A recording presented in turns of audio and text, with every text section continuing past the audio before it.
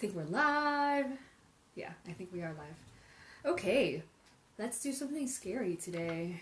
Today, continuing on with the tea experiments, I will be doing matcha whisked in Pu'erh. Because why not?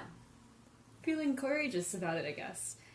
Off the success of last night's experiment, I'm like, okay, we should just keep doing tea experiments all week. Because I'm about to go to Taiwan in a week. And before I leave, I'd like to get some testing done. I'd like to get some fundamental, kind of like, does a rinse affect the quality of a tea? And will having a lid seal on a gaiwan make a difference when you brew your tea? Will pouring high or pouring low make a big difference in the quality of the tea when you taste it? Stuff like that, I want to test out. But today we'll do something fun first. Just to psych me out and to put the fear of God in me, I will be testing a matcha whisked in Pu'erh. And I don't think anyone else wants to do it, so I'll do it. So good afternoon from Las Vegas, Chris Lim, Tea Traveler, Luke Skywatcher, I like that name a lot, Lucy's Woo, nice to see you. So yeah, one thing I do want to show off before we start though, is the effects of the tea experiment from last night that I left overnight, because tannins will develop differently overnight, and this is why teaware gets stained. Look at this shebang from last night's tea experiment. Remember this soft water? This is what it looks like, the tea brewed in the soft water after 24 hours. Then look at the one that was formulated, and then the one from the really, really hard water. So this is the same tea brewed the same way, but with 3 different waters from yesterday's experiment, just left to sit overnight. Isn't that crazy? And this is why your teaware is getting stained if you have really hard water. It's because it takes some time for the calcium and the tannins in the tea to combine, I think. I'm not a chemistry expert, but that's why this is so dark and this here is so light. It's the same tea, same parameters and everything, just different minerals in the water. And you betcha if you have water like this, you're not staining very much with your teaware. But if you have water like this, you're probably the people who are like, oh, it's scrubbing off like the tea stains from my teaware because your water is just so hard. So, fun little thing, you know? Very clear to see the mineral effect on the tea.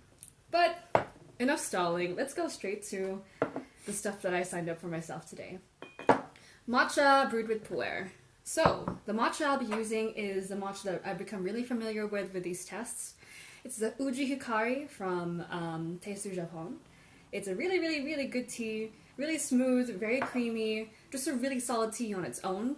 And so far, it's done well with jasmine silver needle or jasmine buds tea. And it's also done really well with silver needle. It hasn't done well with oolong.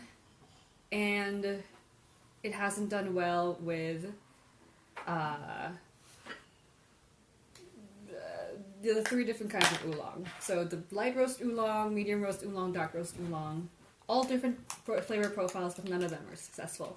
So, we'll see what happens with the Pu'erh. So I'll be using this matcha. First what I'm going to do is I'm going to brew the tea. I'm going to be using the 5th infusion or so of a tea that we were drinking last night after our class at Tea and Whisk, just for funsies. It's a 2003 Yiwu Shou. So it's a cooked Pu'erh, so it's going to be earthy and woodsy and mushroomy. But we are going to be, cheating a little bit because it's going to be the 5th infusion. It's not going to be that really, really intense, rich, kind of like oil strike looking first infusion. But still, I have no idea what's going to happen. I'm curious to see if the color will hold up. So, good luck to us, I guess. I'm not going to brew the tea too long. And this is a tea that we're brewing from last night, so just been sitting in the pot, chilling out. I'm going to do a rinse on it first, just since it's been sitting since last night. Common question I get is it okay to drink Pu'erh the next day if it's been sitting in the pot? And for me, I haven't had any issues with it. Look at this rinse. I'm just waking it up again. I'm just going to drink that. I don't want to waste that. But for the purposes of our experiments, I'm not going to use this first infusion here.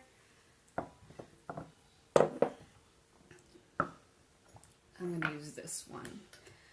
So using near boiling water, around 195 degrees at this point, to steep what's going to be like the 5th or 6th infusion of this aged Shou Pu'erh. Then I'm going to toss that in a fairness pitcher. I am going to use pretty hot water for the matcha. Elodie Koyama from, I think she's Sonori Tea on Instagram, taught me last year that it's actually better sometimes to use hotter water for matcha that's really, really good. So now I'm not afraid of using really intense hot water for matcha. And I know this matcha that I'm using is pretty high quality, so it should stand up. So we'll see. So here's our Pu'erh, 2003 Yiwu.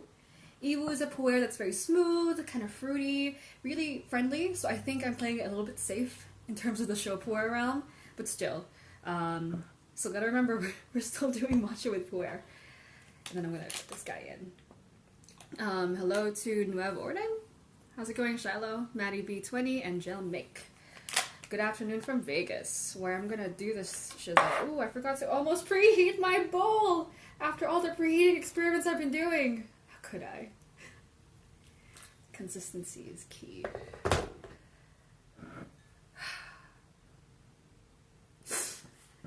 I don't know what is causing me to do all these stupid experiments in the matcha. I don't have any extra disposable income to be wasting on really good matcha or anything. Not that I see that it's a waste, though. I think it's pretty fun. And who knows? Ever since I started doing these experiments, a local tea shop here in Vegas, Tea and Whisk, which is where I teach. I don't work there, I just teach there. Everyone's like, oh, Ree, you know, like, don't you gotta go to work at Tea and Whisk? I'm like, no, I just teach there. They've started doing matcha with milk oolong now, just because it's, I guess something about the creamy quality of the milk oolong and the matcha that they have is working really well. So now it's an official drink there that people are asking for. And then I know that some people have been doing espresso with matcha, Darjeeling with matcha, black tea with matcha. I haven't tried the black tea with matcha combo yet. But we shall see. We shall see. Okie dokie. Using my scrubbers from Nazanin at the Tea Thoughts. These are supposed to be scrubs for your face that she included with the Steep It Real box, but they're just so cute and beautiful that I want to use them for tea. Sorry, Nazanin. Okay. So what I'm going to do, I'm going to put the matcha in first. I'm not going to sip the matcha. I'm just going to make a paste out of it to make it nice and smooth. Using a fair amount of matcha here. I like to over powder my matcha. People ask me how you get such a nice foam when I am not doing these stupid experiments with different teas. And the secret to getting a nice foam is to overleaf the matcha. You can always add more water at the end if you use too much powder when you're making matcha, but you can't go back and add more powder if your matcha is weak and not foamy enough. So the most common problem, if your matcha is not nice and foamy, it's probably going to be that you're using too much water and not enough powder.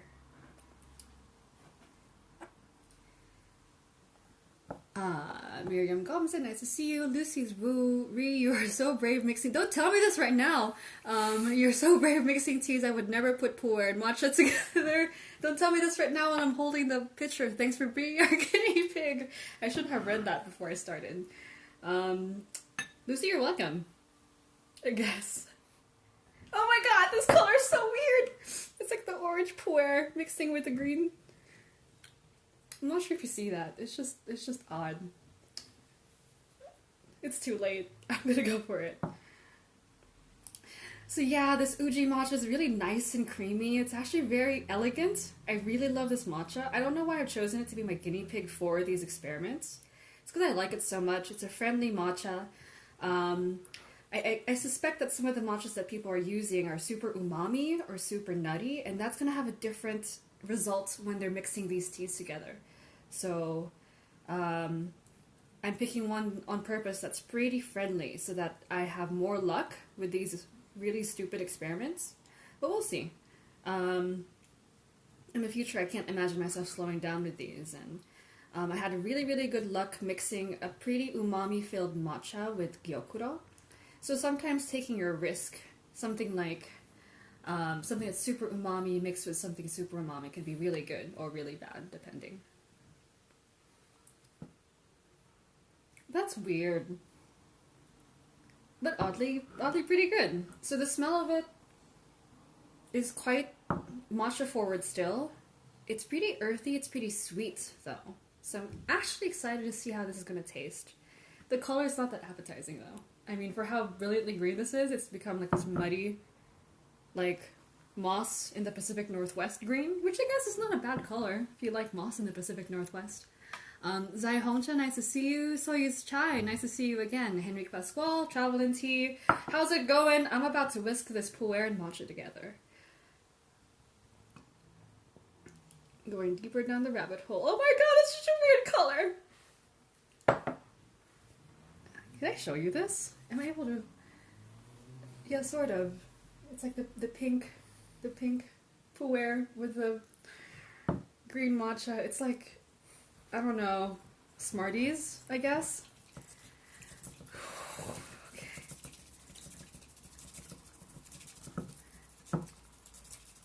It's actually looking really nice in the foam though. It lightened up a little bit. This color is not as scary as I thought it would be. Granted, again, I'm using an aged Pu'erh, and I'm doing a pretty light steep on it, so that it's not this kind of like oily, oil slick black. And what's so odd is that when I'm whisking the matcha and kind of like trying to get the powder out, you can see the pink of the Pu'erh come through in the matcha. It's such an interesting color. Ooh. Okay.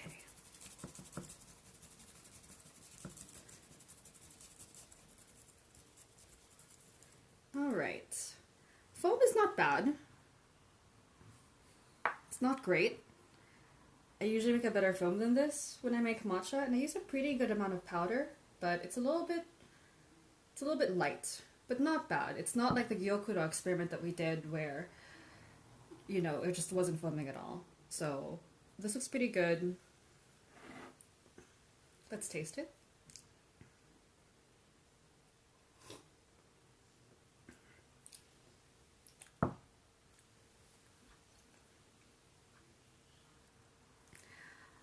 I gotta think about it.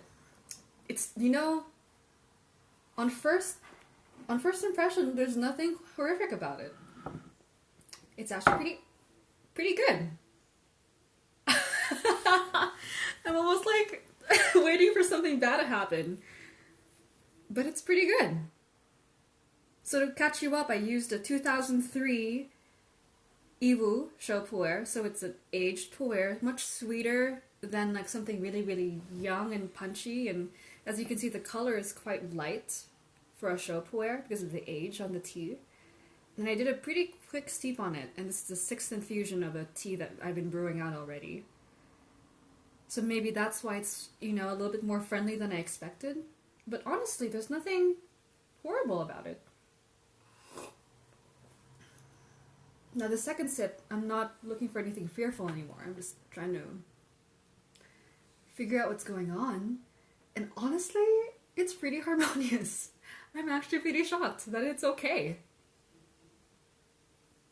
I'd even say it's pretty good. Now, why is it good? How's this? If you blindfolded me and you said, Reed, have some matcha. Just have some matcha, no problem. And you gave me this matcha, I'd be like, it's pretty good. I wouldn't have been able to tell that it was whisked with something other than water, which is not something I would have said for any of the other teas I've tried so far. And the Pu'erh itself is actually still quite, it's quite, you know, like, I mean, maybe I should test the Pu'erh to see how it is. It's really quite, it's aged, but it's not a weak Pu'erh. Yeah, that's like very Pu'erh-like. I mean, it's woodsy, mushroomy, you know, it's got that really nice sweetness that you get from really good Shou. And then it's just meshing really well with the matcha. I'm shocked. And what it is that the sweetness of the matcha and the sweetness of the pu'erh are actually quite similar. Man, I don't even know how to explain this. This is one of these times where I'm like, hey, Instagram, can we please get like a tasteometer, taste shareometer now? Because I'm honestly shocked. I don't know what to say. I was like, I was so ready to like just complain about it, but it's just really good. That's pretty much it. Wow. That's gotta be my favorite one out of all the darker teas. So again, so far I've tested the jasmine green tea with matcha. I've done silver needle white tea, which is okay. I didn't like milk oolong with it. I haven't liked any of the oolongs with matcha yet. I've tried it with gyokura, which was good, but they're all three really, really light teas. But this is good.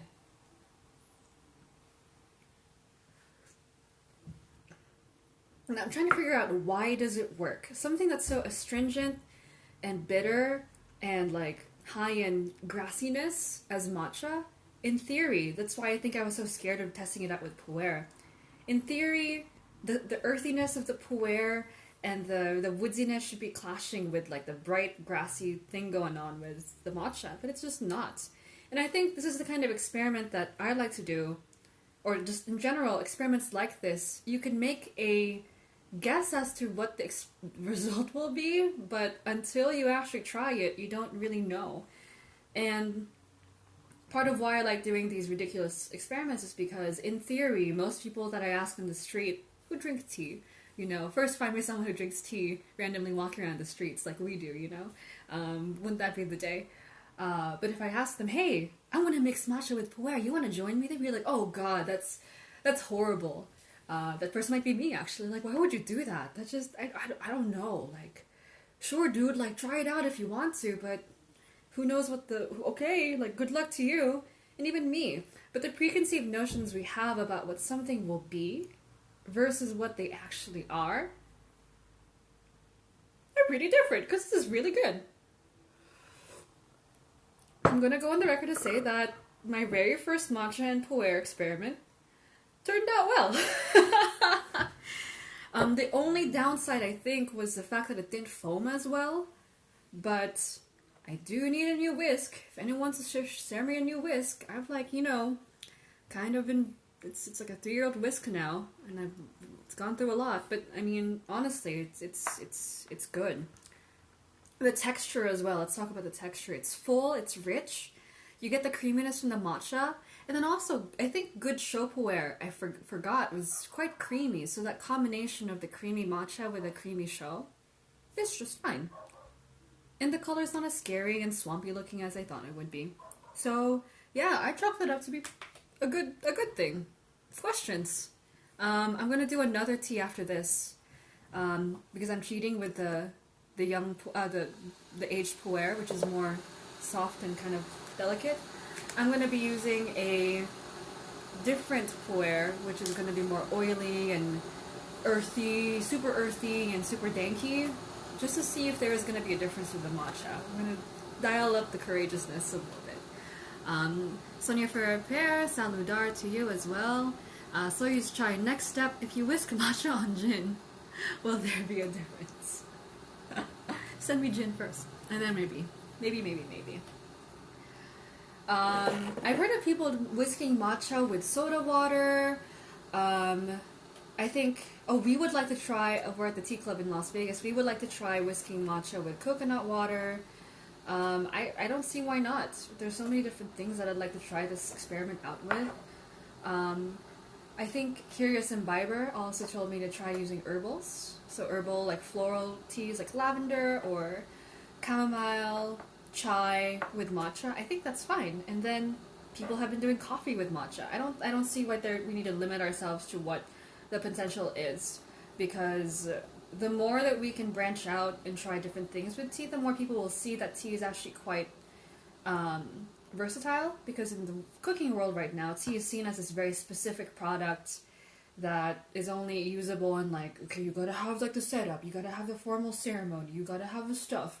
But really, like, you know, toss that in a cocktail shaker with gin, and whatever you mix gin with, says a person who was doing Tea Masters mixology this year.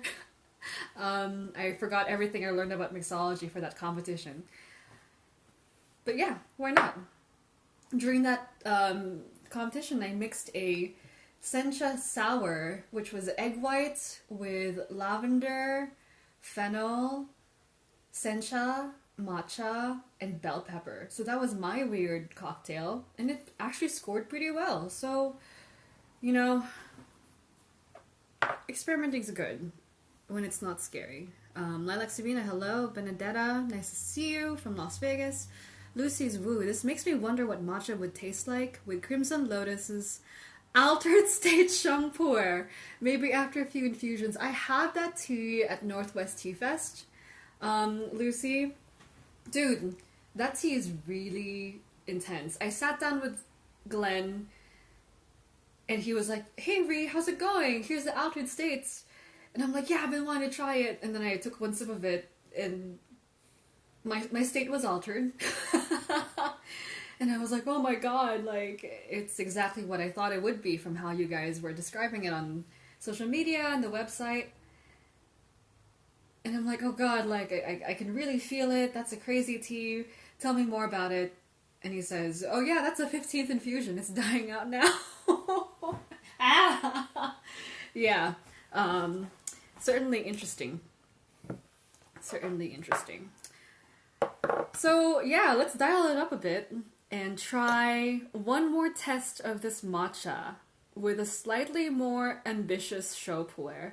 Because again, I was cheating a little bit with this first one. It's quite gentle. I'm going to be doing a Menghai Teji. Just, you know, very typical, you know, a little bit higher up grade of Pu'erh. It's going to be a little bit more intense than this aged one that I was using. Again, just to dial it up a bit, because why not? Yeah, let's try it out. Let's see what we can do. Woo! So much more danky than this last one. Much, much more danky. So this Pu'erh is from Yunnan sourcing. It's a loose leaf. There's no age on it. I believe this one I bought a couple years ago, so it's not extremely fresh, but it's definitely not a 2003. So it's going to have more of that danky, kind of like more typical Shou Pu'erh thing going on that most people would expect from a Shou Pu'erh. And this is going to be a little bit more tricky, I think, for the matcha to balance with. Because when Shou is young, as many of you already know, there's that fermenty taste that you get from the tea, which can be difficult to kind of like parse. So we'll see if the matcha makes friends with this particular Shou. And why I'm doing this to show, oh god, I hate myself. I'm trying to demonstrate that even the same category of tea can perform differently depending on the variety of tea you're using within that category in a test. So, yeah. Test number 2. Let's not be cowardly. Let's use an actual denki first infusion of a really denki Shou Pu'erh. So for those of you who just came in, the first test that we did with a 2003 Shou was actually really good. Surprisingly good. That's probably why I'm all, you know, courageous enough to try doing it with a denkier one. So let's go at it. Let's go at it. Preheated bowls, preheated teapot, preheated girl. I'm all like fired up already. I'm like, yeah, the first experiment went well. Like, hopefully it's gonna go really well the second time around. I'm gonna pack this guy.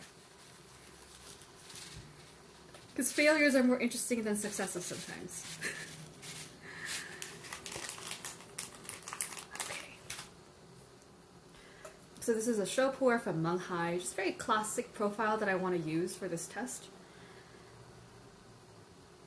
It's got that dank, fermenty taste to it that you want from a young Shou. It's probably going to brew up a lot more intense than this guy over here. So good luck to us. Good luck to us. So again, I'm going to use the same matcha. I'm going to use the same matcha. This is an Uji organic, pretty high grade of matcha. Very friendly tea. Lots of creaminess, not too umami. Just very balanced. And it's been my guinea pig tea for most of these experiments, actually. So I know this matcha pretty well, and I've subjected it to a lot of abuse. It's not cheap.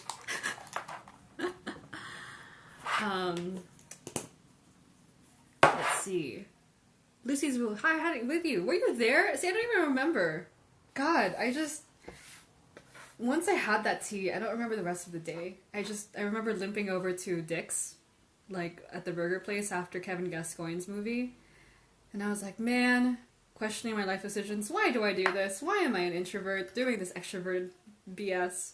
Why am I far away from home? I could be at home watching, like, The Good Place. You know? Or something like that. I could be with my dog. That's even worse. I could be home with my dog. Why do I do this tea stuff? But it's worth it. And yes, it had gotten creamy by the 15th or 16th infusion or so. And that's all I remember. I don't even remember what other tea I drank that day with Glenn, because it's just so... Yeah. Okay, so I did a rinse. So you can see the proof of the dark pu'erh we're using. And we're going to go at it. It's so dark! I wonder what's going to make the matcha look like. I wonder if the matcha color will win out over the Shou pu'erh color. We shall see.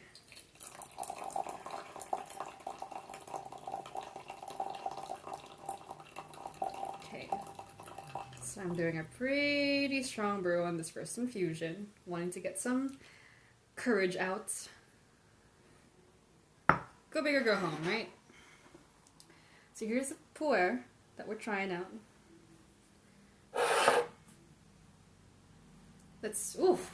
Ooh, the fermenty smell. It's got the fermenty smell that the first one didn't have. Good luck to me and all my descendants. Ooh, okay. So if you're talking Shou pu'erh, this is the Shou pu'erh that everyone thinks about when you say pu'erh.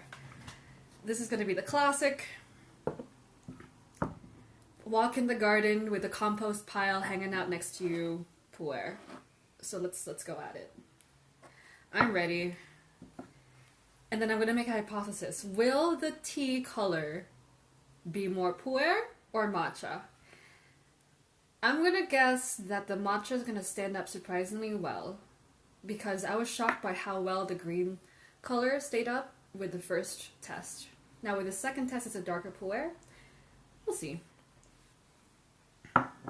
You guys ready? Let me see if there's any other questions I can answer before we start. Caleb Bright Miller, Umami Tea Co, Jeremy from Heavy Leaf Tea. Nice to see you guys. Jeremy, I'm excited to see the results of this experiment too. The first round with the 2003 Yiwu actually went pretty well. And now I'm not scared of this weird color. Like, it's so worth it to do this at home for the experience of looking at pink water, pink viscous water, mixing with your really expensive matcha. It's like one of those like character building experiences. Like, why am I doing this? And actually, it's pretty okay. The world's not gonna end.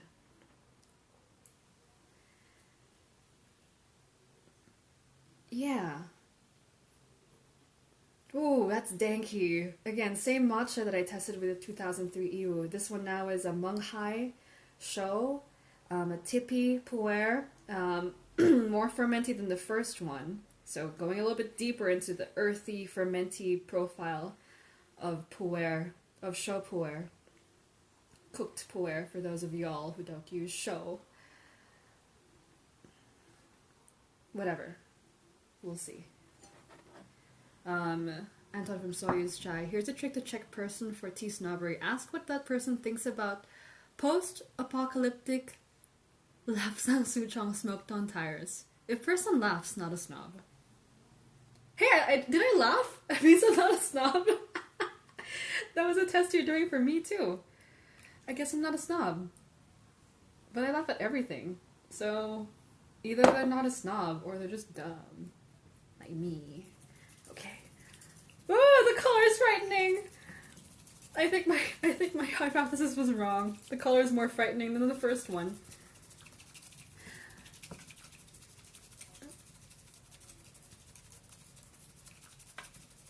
See, I'm not sure if my ability to foam during these experiments is affected by how anxious I get looking at the color of the foam and just the weirdness of the experiment. Because, man, this is like this weird, like, tree bark moss color. With the first Pu'erh, the aged Shou, the color was light enough that the green took over. But here, this is definitely like, something's going on here. What'd you do to this matcha? What did you do to this poor matcha? But it foamed up pretty well, I would say.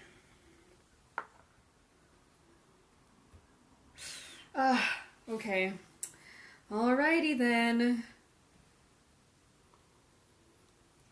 Yeah, so for this one, unlike the first matcha, you can definitely smell the fermenty smell, okay? The aroma while whisking, I couldn't really smell the aroma while whisking. I think I just smelled my own anxiety. But smelling now, afterwards, yeah, it's definitely, the matcha's here and then the Shou Pu'erh is here. So, so these two tests that we did, the first one is aged, more mellow. This one is young, not as mellow Shou Pu'erh, so all that fermenty action's still going. Let's just test it out.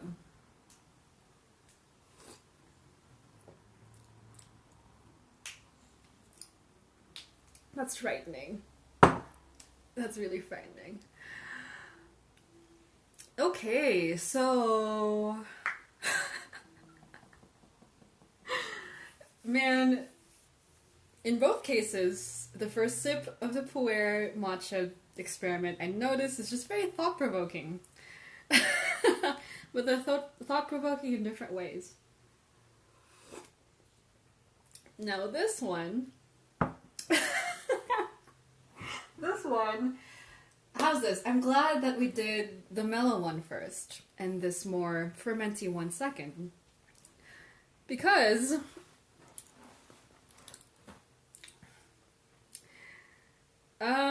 yeah, it's... Wow. Yeah. Words are just escaping me. I've never tasted anything like that before in my life. Yeah. Let me try. Let me just try to get my thoughts together. It's at least entertaining, right? Like, I'm personally entertained by this. That's already worth it to me. Because you can enjoy really good tea whenever you want to. But to have a tea that makes you laugh at the ridiculousness of it, you can't buy that anywhere. You gotta make it yourself, out of your own stupid decisions. It's so weird. I don't even know what to say. Yeah, it's got the Pu'erh. So imagine Pu'erh that you added whipped cream with leaves into it. Because that's what matcha is, right? It's just whipped cream made of leaves. So, imagine a show. I don't even know what to say. God. Yeah. So it's... Majority of the profile is Shou Pu'erh. What's just so weird about it is that it's not... It's creamy. Why? Okay. I'm gonna test this tea by itself to see if it's making me tea drunk and giggly. I don't think so. It's really just how ridiculous this is. It's like the first time that you ever have like a deep fried Oreo Twinkie M&M thing. It's just like, why does this exist? And what is it doing to my palate, you know? See, that's a perfectly normal Shou Pu'erh, and this is a perfectly normal matcha, but together it's like a comedy show. It's just so ridiculous. I don't know what to say. I have no idea what to say. Jocelyn, you're looking at it like you're thinking, okay, sketchy. See, it's not sketchy. It's just really ridiculous. Man. Can someone call Dawn from Mayleaf to explain this? I would love to bottle this up and send this to Dawn, because I can usually taste pretty well. People ask me all the time, like, why don't you, like, do tasting notes like Dawn does? And then I used to, because I'm a wholesale, I used to do wholesale for tea, and we would taste, like, hundreds of tea samples, and I'd had to write notes for each of them, so I can actually taste and pick out notes. It's just not what I want to do, like, these days. I usually like to look for, the enjoyment of it. What's the tea doing for me? And that's why my tasting note for this tea is just a circus. It's just ridiculous. It's really funny. I don't know how to describe it. It's like Shou Pu'erh with whipped cream that you sprinkled leaves on.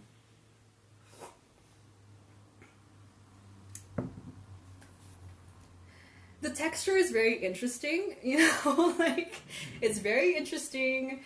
I just don't know what to say.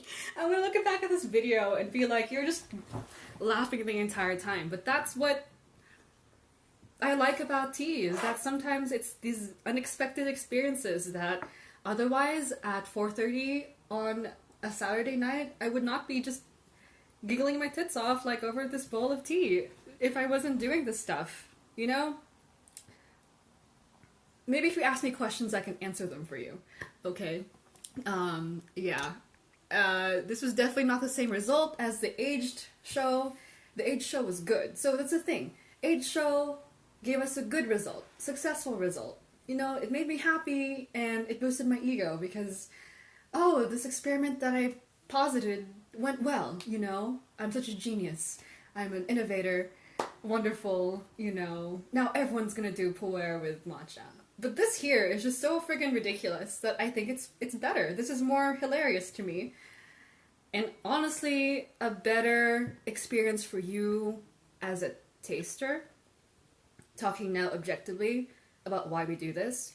Whenever you taste something new that challenges you, I've been tasting tea for a long time. I've never tasted anything like this, and words fail me to describe this. And if ever I taste something like it again, I'll have something to reference. But then, it's just unique. And what's funny is that this is the same plant. Just from Japan, and milled and powdered, and from China and fermented, and now I put them together and they don't make sense. Yeah. Really, really odd for sure. Jeremy, I'm gonna have to try this for myself. The odd couple, everything about it is interesting, which must be a tea drunk moment. The Pu'erh on its own doesn't make me feel tea drunk. The matcha on its own doesn't make me feel tea drunk. I don't know why this bowl itself is just so hilarious to me.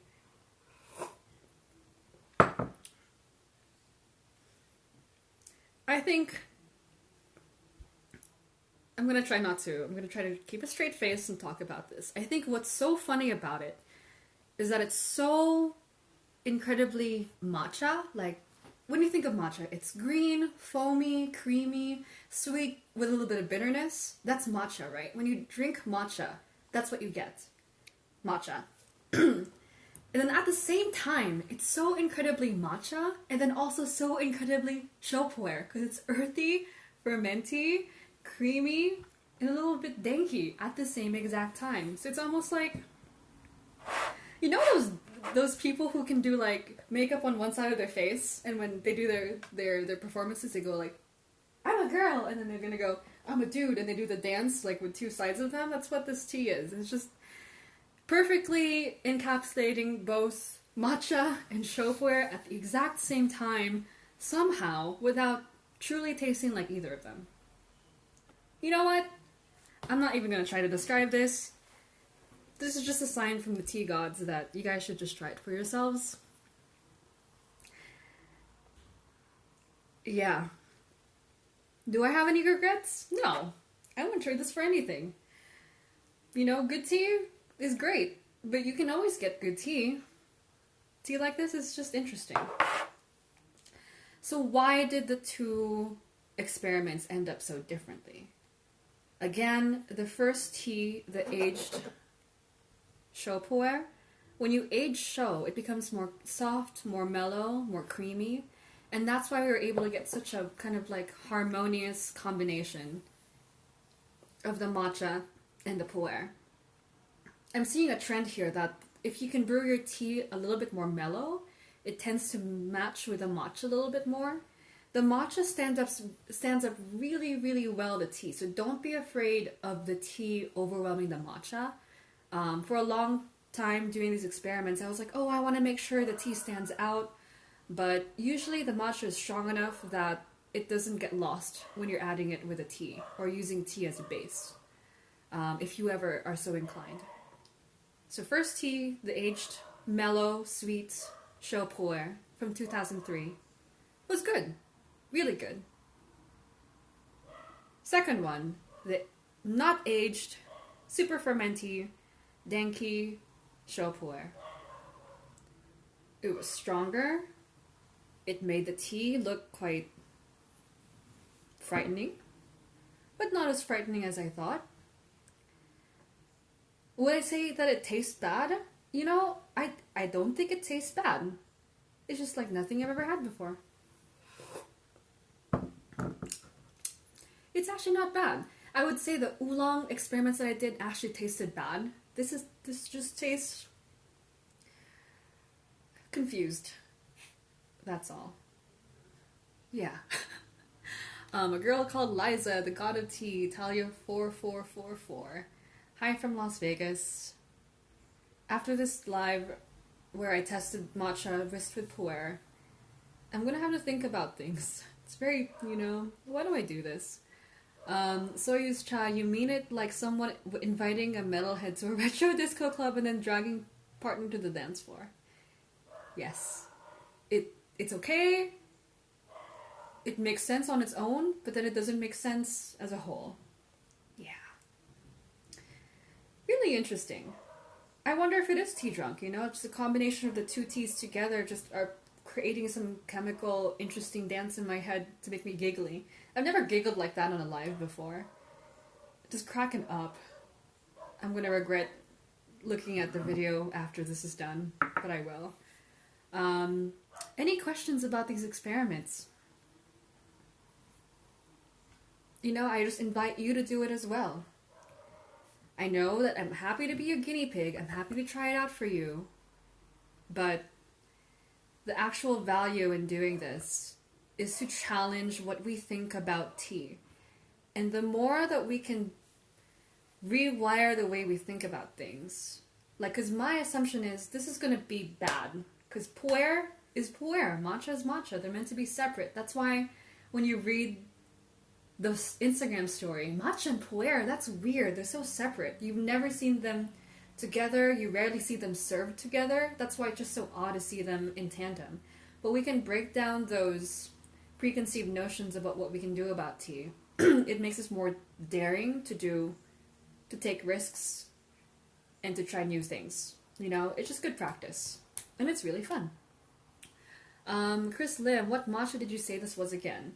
Yeah, props to this matcha, which is my sacrificial baby for all of these experiments. It's Uji-Hikari from Taste to Japon. I really, really love them and their matcha. It's an organic matcha. I think it's an organic matcha. Don't quote me on that. But it's a really good matcha. It's a really, really good matcha. It's very mellow and friendly. That's why I picked it for all these experiments. It's a matcha that I felt would go really well with whatever profile it was given. It's so balanced. A couple of things that you can test out. If you have a strong matcha with a lot of umami, you could either pair it with something that also has a lot of umami, so you can double it, or you could go the opposite way and try to pull the umami back with something that's so different. If you have a really creamy matcha, you can try combining it with a milk oolong, or high mountain oolong, or an aged Shou, like this, like in the first experiment, to see if you can get more creaminess out of it. Other things, if you have a nutty matcha, you can try, I don't know, mixing it with white tea, because I find that white tea goes well with nutty flavors. I mean, just test it out. And yeah. The only thing I have left to test now is that I haven't tested matcha with Shang Pu'erh or raw Pu'erh, so no Shang Pu'erh in matcha yet. And I haven't tested out matcha with black tea. See, now I'm tempted to try Lapsang Suchong with matcha, like smoky black tea with matcha. That's something I've never tried, even remotely before, a smoky matcha. But I think it could be effective if you have a nutty, toasty, like satisfying matcha with that kind of like smoky flavor from the black tea. It might actually be pretty effective.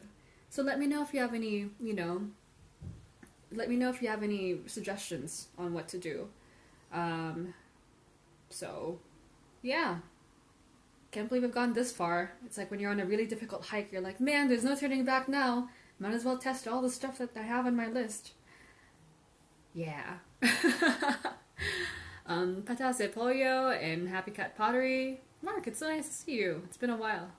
Patas de pollo, or you can just have it alone. Oh yeah, I have it alone all the time. I had like 8 to 10 bowls of matcha yesterday for the matcha workshop that we were doing. On their own, with nothing, no shenanigans, So that's why, like, as much as I do these weird matcha experiments live, I drink a lot of just straight up really good matcha.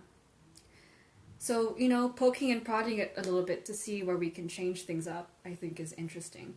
And then once you go back to the original, like the solid, like, tried and tested, really good matcha, you also appreciate it more. And it also helps you understand that thing more when you can relate it to something else. Good tea. I mean, it's easy to make good tea when you're given the right circumstances, but it's when you can challenge it a little bit. Can you make a good pot of tea with not the correct exact water that you want? Can you make really good tea when you're hiking and two days out from your house and you don't have the materials that you actually really, really want? It's like they say, everyone can do well given factors that are suited to them. Like, a good home cook. Like, I cook sometimes, right? I can make the recipe that I know really well if I'm in my home kitchen with the ingredients that I want, with the tools that I'm used to. But if you put me in someone else's kitchen with a different set of ingredients, can I do it? Probably not, because I'm not used to being pushed outside my comfort zone. So there's a lot going on. And at the end of the day, it's just fun. So use chai. You can trap smoke into a glass like bartenders do and then pour matcha. That'd be interesting too. Yeah. This has been fruitful. Thanks for joining me, keeping me company, giving me courage to do this stuff. I really appreciate it. If you have any questions, let me know. If you have any of your own experiments, let me know as well.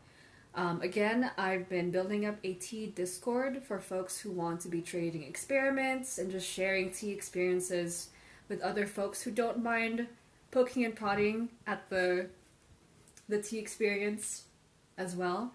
That link is up on my profile if you're so inclined. And yeah, it's like-minded folks who are open-minded and curious about these tea experiments. And, we're not always doing random shizzle like this, but I find that the best kind of learning that we do is not from books or blogs. It's actually from, like, discussing with other people, trading notes, seeing what people's reactions are to different tastes. I only wish that I could have you guys here sitting with me to test this out, because maybe none of you will be laughing like I do. I'm going to be the only stupid person just laughing my ass off in the room.